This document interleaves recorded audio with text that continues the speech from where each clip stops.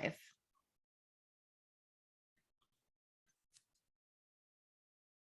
All right. So welcome to February's Leadership Dolce, Sweet Morsels of Wisdom. And our topic tonight is extraordinary thinking creates extraordinary leaders. And I will be chatting with my guest, Sweet Morsels of Wisdom, my friend and colleague, Christopher Salem, on this fantastic topic. And I'm going to tell you all about Chris in a second. I just want to introduce myself real quick. I'm Joanne Newborn. I am a certified lifestyle and leadership coach with my company, Newborn Evolution. And I have found through my 18 plus years in the corporate landscape that there's a real lack of leadership. And I'm sure Chris can attest to that as well. So I'm really passionate about helping career-focused individuals who feel frustrated and stressed out and unfulfilled to be able to really attain your dream career with an ideal salary and a luxurious, and I like to say guilt-free, work-life balance. I also have my MBA from Penn State. I have my ACC credential from the International Coaching Federation, and I'm also a diversity, equity, and inclusion certified coach, which I believe Chris is as well.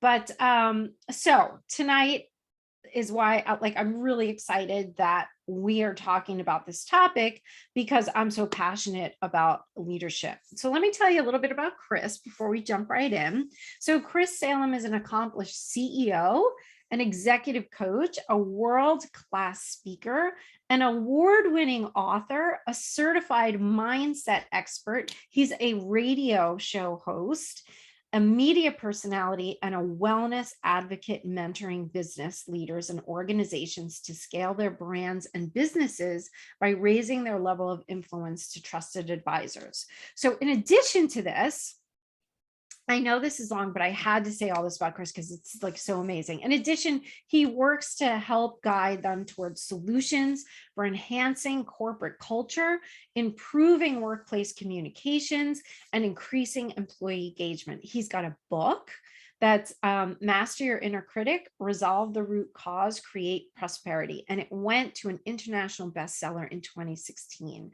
And he's also co-authored Mastering the Art of Success with Jack Canfield. And he's got a weekly radio show, Sustainable Success, which is part of Voice America's Influencers Challenge channel. So he's worked with big corporations like JP Morgan, Chase, Ralph Lauren, Microchip Technologies, Anthem, Raytheon, just to mention a few. So I'm so delighted that Chris made the time because he's so busy to sit down with me tonight to talk about this. So welcome, Chris Salem.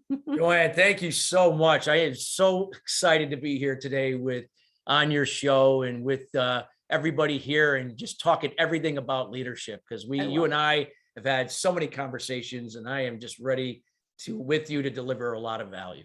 Awesome. So the first thing I want to ask is, you say that the foundation of extraordinary leaders comes down to extraordinary thinking, right? Can you expand on that a little bit?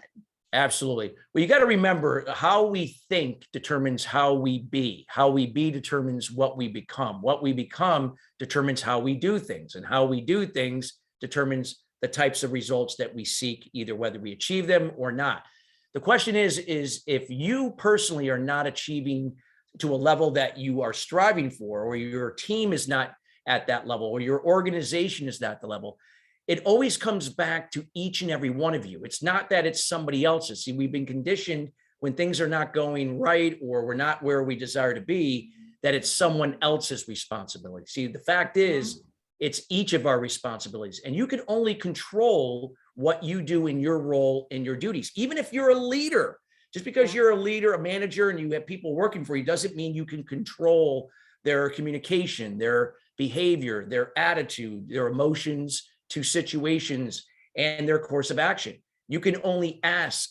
So, but unless you're being the example and being a resource, doing this for yourself, then the things with other people don't usually change. So that all starts with how we think in a different way, being in the moment, which will then impact how we be to become to do. So when we're doing it differently, then that obviously will change the scope of how we lead in different ways by example and through empathy and kindness, not just telling people what to do and managing and micromanaging and all those things that usually are not sustainable ways to move ahead.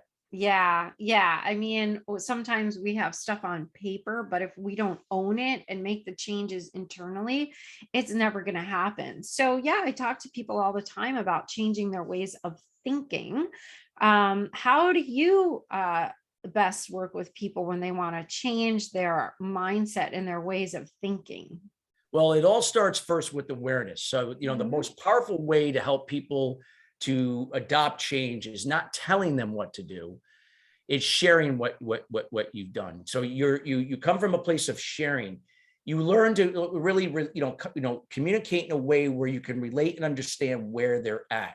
When you Mhm. can put somebody on the offensive, seeing what the possibilities are to do something different, even if it feels uncomfortable, and knowing that you walked in their shoes at some point without even them allowing them to know that they know that, they're more likely to be open to now hear this. And it might take a few times, Mhm. but if you continue to create the awareness and be the example and be the resource on a consistent basis. Now, when I say consistent, I'm Mhm. not talking once in a while, I'm talking every day.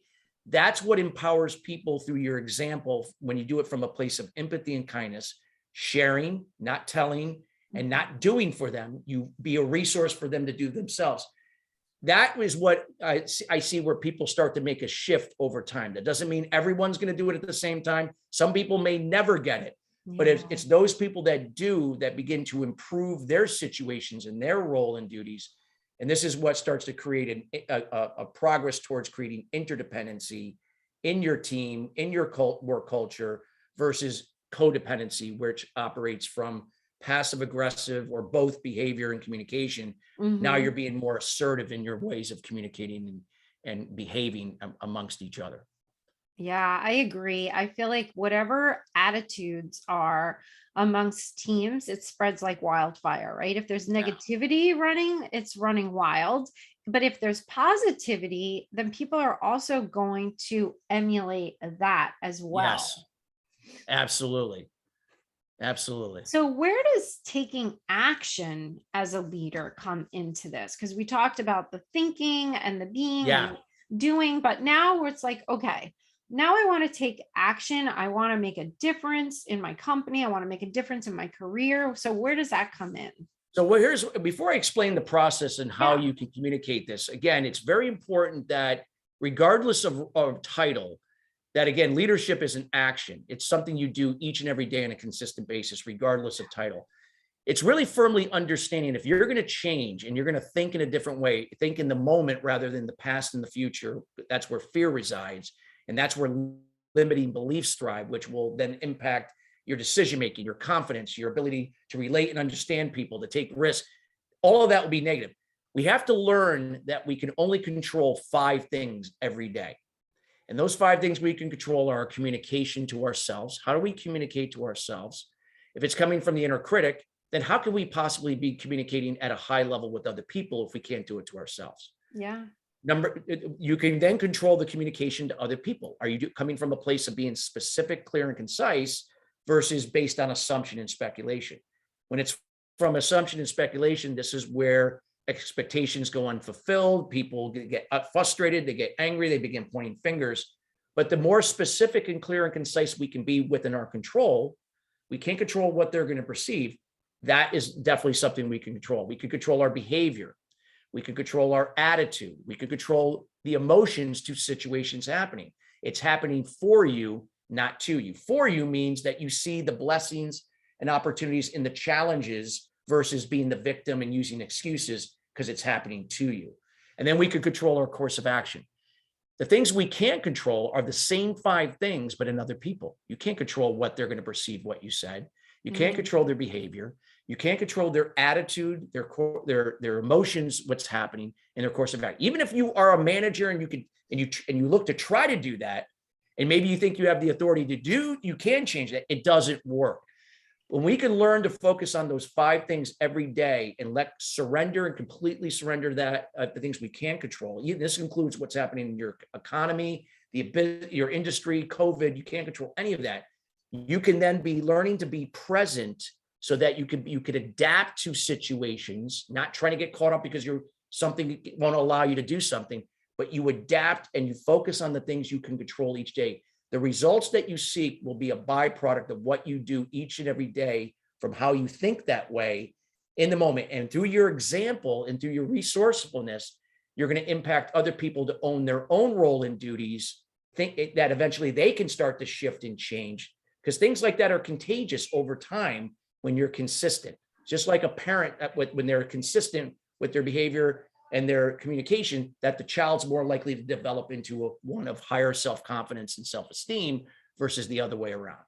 Yeah, that's great. And it's funny because you will see people going like almost like that when Harry met Sally scene. Like, I want what she's having. How come she's happy all the time? How come her career is really successful? I have clients that come and tell me, like, all of their friends and colleagues are saying, like, what are you doing differently?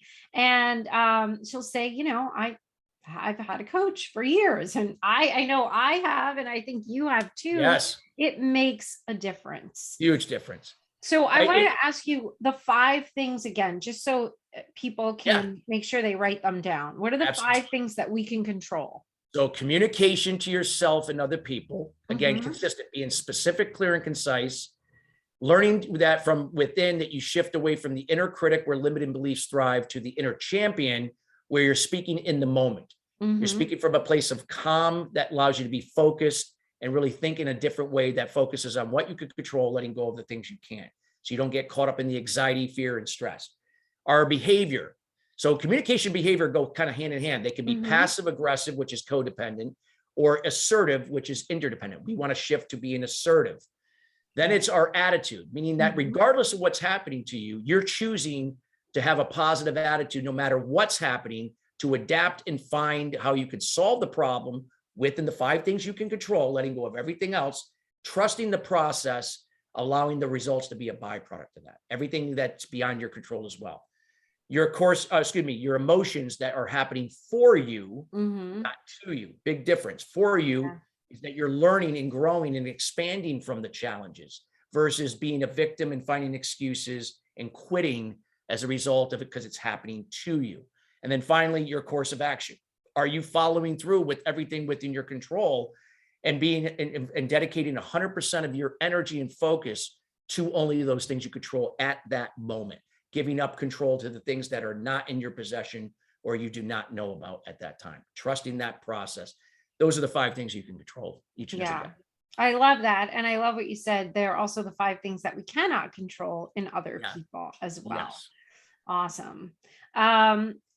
So I think there are a lot of buzzwords going around these days. So one of them is fixed mindset and growth mindset. And there's a great book by Carol S. Dweck. Carol Dweck, yes. Yep. Mindset. It's called Mindset. So I was hoping you could go dive in a little bit more about the idea of a growth mindset versus a fixed mindset. Sure. Well, let's first start with a fixed mindset, because most people, unfortunately, and again, this is not anything bad, it's just how it is. Most people are brought up, with the fixed mindset. We've been brought up and conditioned by what we observed growing up in our parents, what we watch on TV, media, to survive. The caveman came and he had to go out and hunt for his food for his wife and his family, and there was a danger all around it. So we've been conditioned to survive. So when we're looking to survive, we're always, not saying that we're always in a fight or flight state, but we're always worrying. We're always anxious. We're frustrated when things don't go our way. So we get caught up in the control we cannot control. And this is why we get worried and stressed and have anxiety rather than focusing on what we can, what we talked about earlier. Yeah. So a fixed mindset operates in the past, in the future. So what that means is that when something triggers fear, a certain situation as a leader, it's subconsciously, it's going back, way back to your past, to your childhood when limiting beliefs were formed. So I'll give you a case with me, what my limiting belief was. My limiting belief, which I didn't know at the time, was this need for validation. I had a strong need for validation because I didn't get it growing up from my father. My father was never at my ball games, never at certain things that were important to me. So I grew up thinking, well, I guess he doesn't care. He's got other important things that are, and this is not important. I didn't think anything of it really, but then I realized how angry I got as I became a teenager, and then as an adult, and struggling 12 years of addiction to offset the anger. And then it all came full circle. So that limiting belief will then manifest itself into the moment, what's happening from triggered. Then it gets projected into the future, and it begins to tell us that the outcome is going to be not what we would like it to see. And it hasn't even happened, but yet the mind doesn't know that. So we begin to self-destruct and self-sabotage exactly what we were thinking at that point. That creates worry. It creates a level of anxiety, worry, stress. That can, if that's persistent, it leads to anger. And that was the case with me. And that's how I operated. It's how I communicated to people. That's how my relationships were based from. And that leads to nothing good. I was a passive aggressive perfectionist, and that was not a good place to operate from. But when you can learn to shift away from that, we could rewire our thinking. And I can explain the process to do that maybe on the next question. But when we shift into a growth mindset, we're thinking in the moment. Mm-hmm. We're trusting the process of saying, I can only control what I can right now, letting go of this. Fear is reduced in the moment. It cannot thrive. So we begin to look at things as not surviving, but thriving.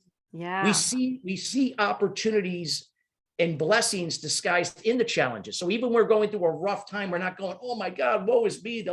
Our business is failing, or 3 people left our company. What are we going to do? We just see that, hey, we can't control that. Maybe it's going to open up the door for 3 people that are going to even be better, that are going to help us. So it shifts our way of thinking into the moment, surrendering to the things we cannot control that we talked about earlier, allowing you to be more focused 100% on each important task that you can control. And then when you impact others to do the same, that is what ends up leading to the results we seek. That's what a growth mindset does. If you look at some companies that have consistent success, companies like Zappos, and then you ask yourself, well, why are they always in the top 5 for customer service? Why are they always in the top 5 for sales? Why are they one of the top 5 companies to work for? Because it's part of their DNA and their culture, everything that we're talking about here. Mm-hmm. That's how they started their company, and how they think leads to how they lead in an extraordinary way. And that leads to the extraordinary results that they have. Do they also have challenges and setbacks and same issues that affect any size business? Absolutely. But they address it in a different way, and the way they think before and the actions they take, and not react. They're proactive. So that's the difference between a fixed and a growth mindset. So many golden nuggets there that you just said, especially about the mind will take past experiences and make up stories and tell us that that's going to predict the future. But actually, it's not true. But we make it happen because we predicted it. So the brain can't process that. The brain, your brain sees it that this is reality, and then you create that very thing because you're trying to control something that it hasn't even happened, and then you get caught up in the things that are beyond your control anyway, and then it reflects in your communication, your lack of confidence, your self-esteem, your indecision. You're not able to make decisions. You're not taking certain risks. You're playing it too safe. You're not following through. You're busy but not productive. These are all the byproducts of this way of thinking.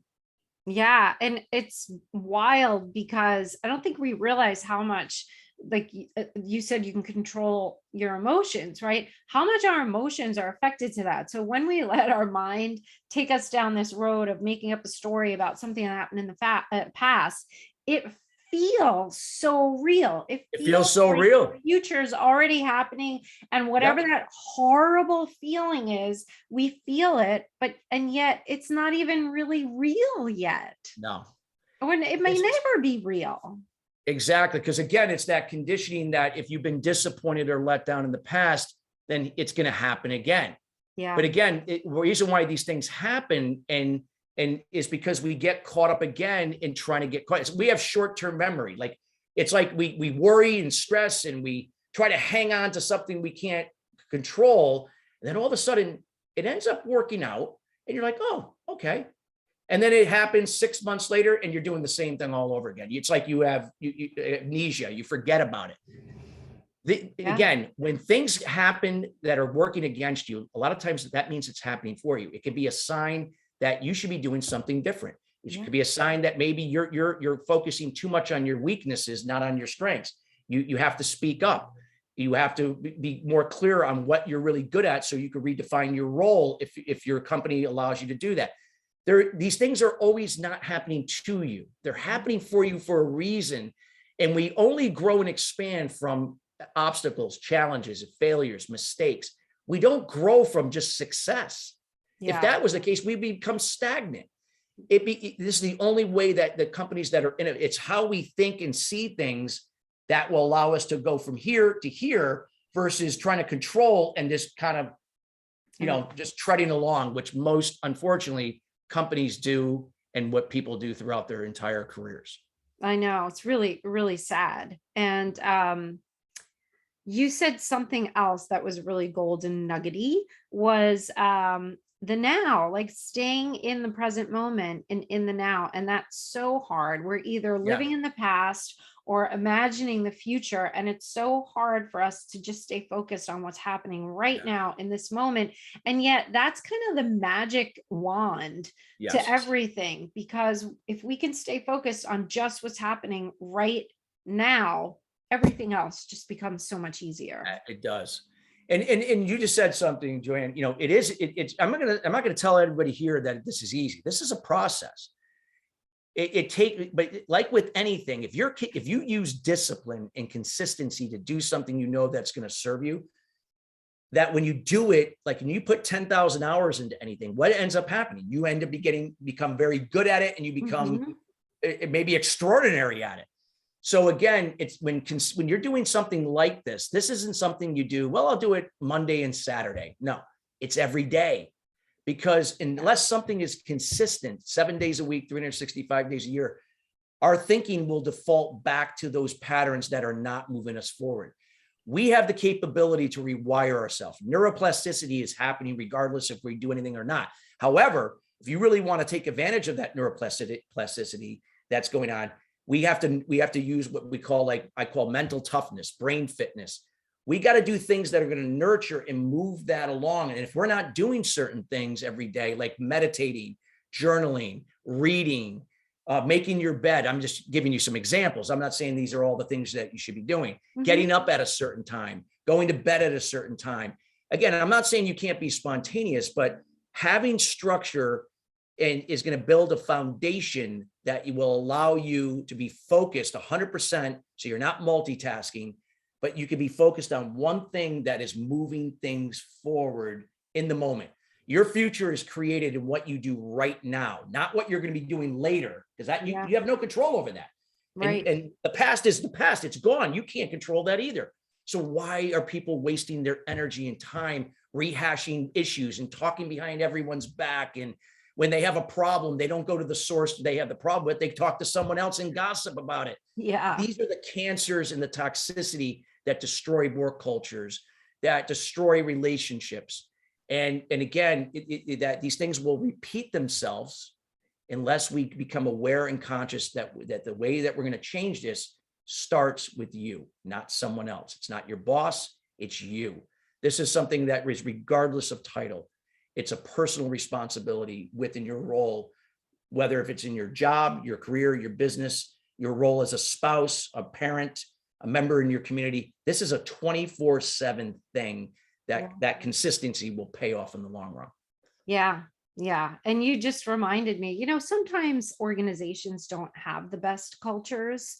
But the one thing that we have control of, like you said, is I used to create a culture for my team, and it may have been different than the culture of the company, but at least my team could have the culture of a leadership mindset. So absolutely. We have the power to do that. Even if people say, well, my company, doesn't do this, that, we still have the power to create that culture ourselves. It's so true. Because like I said, I mean, that these people are working with you, right? and a lot of times it's in a silo.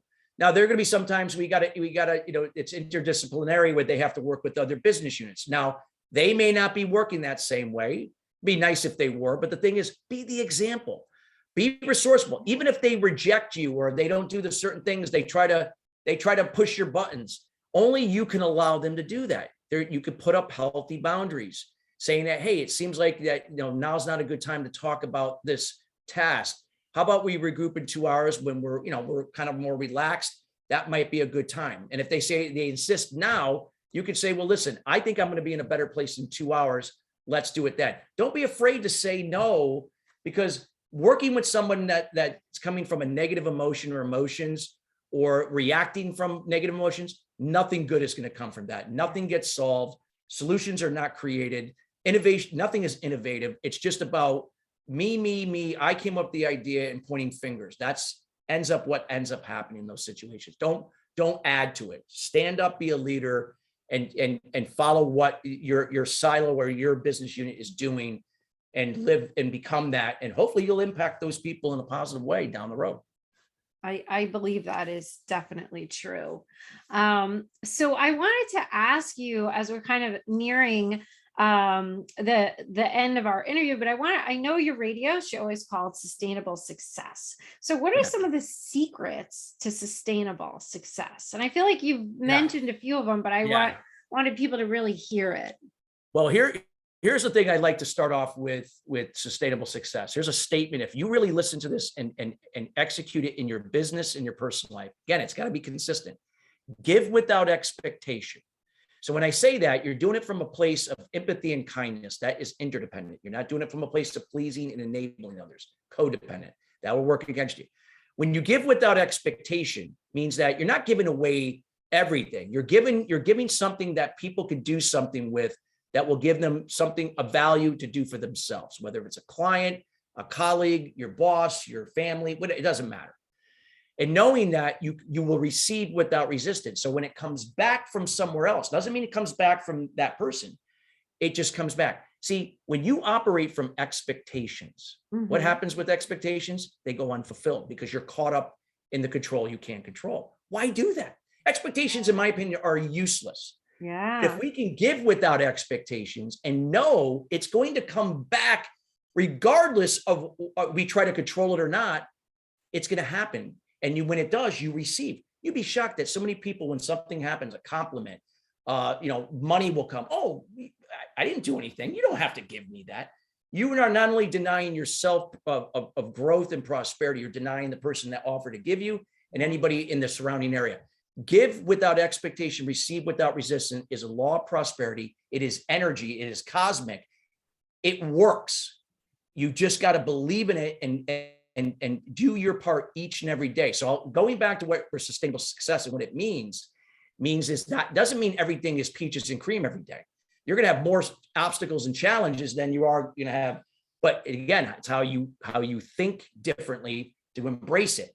So with that being said, is that when you can focus on what you can control and maximize that to the best of your ability, to be your best, not to be the best, that's perfectionism. The magic to sustainable success is everything that is beyond your control. When you truly surrender that and be in the moment, don't get caught up in the past and future, just let it go. That's where things happen. I used to go drive in my car every Friday when I was a sales representative, managing working for different companies, representing their products and services.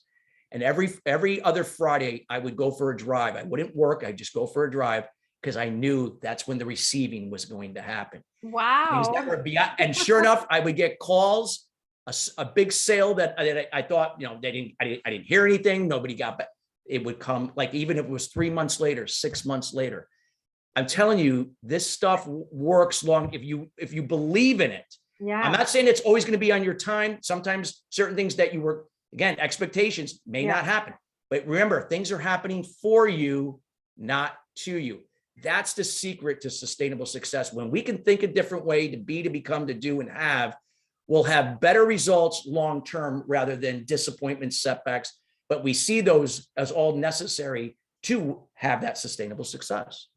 Yeah, I love that. I love that story that you would just drive around on Friday nights because you knew that's when the receiving was going to happen. Yeah. Amazing, amazing. Yeah, I do find too that the more I can let go of my attachment to the outcome, the more comes to me so easily. It's like a A new portal. door opens, a new opportunity, a new introduction to someone.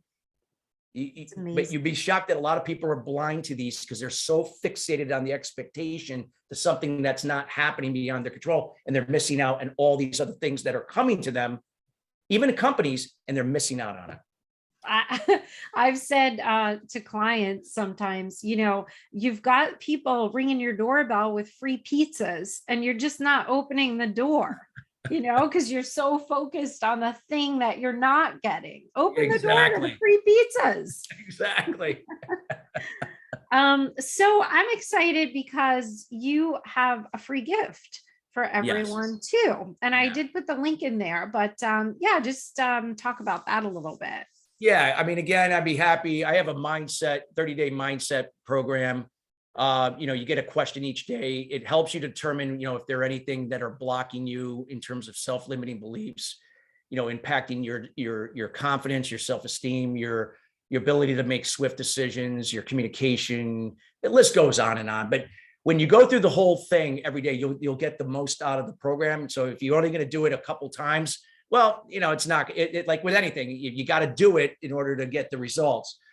I like to offer that because it offers some valuable insight to determine, honestly, in being transparent, where you are right now and where could you use some help to really learn how to think in a different way. And at least we'll give you that benchmark to let you know where you're at that point. So that usually there's obviously that usually offer that at cost, but this is obviously made available to your listeners and viewers as a gift to them.